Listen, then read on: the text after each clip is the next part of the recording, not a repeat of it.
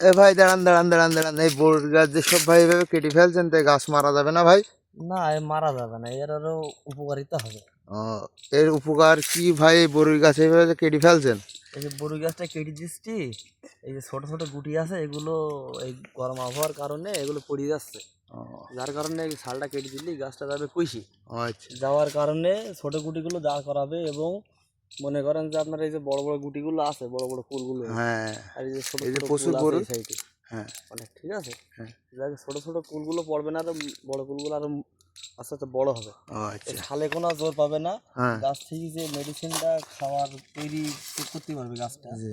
এই গাছটাই ডাইরেক্ট হার্টে দেখা যাচ্ছে। এই যে দেখেন এই ছালটা কেটে দিছি, হ্যাঁ, এই হাড়ে ডাইরেক্ট ঠেলে দেবে গাছের উপরে, দেওয়ার পরে এই গাছের ফুলগুলো আস্তে আস্তে আরো মোটা হবে তো খুব তাড়াতাড়ি, ও, যার কারণে এই গাছগুলো আমরা করছি।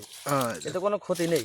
আচ্ছা আচ্ছা। প্রিয় দর্শক, এই দেখেন, এই বড়ই গাছ এভাবে কাটলে নাকি উপকারিতা। আমি তো জানি যে বড়ই গাছ এভাবে কাটলে যদি মারা যায়, তাই ভাইয়ের বলছি খেতে কি, তাই একটু শুনলাম। তা প্রিয় কুল চাষি ভাইরা, আপনারা এভাবে কুল, এ দেখেন ভাই এখনো কাটতিছে, এভাবে আপনারা যদি এভাবে কেটে দেন, তাহলে প্রচুর কুল ধরবে এবং কুল মোটা হবে।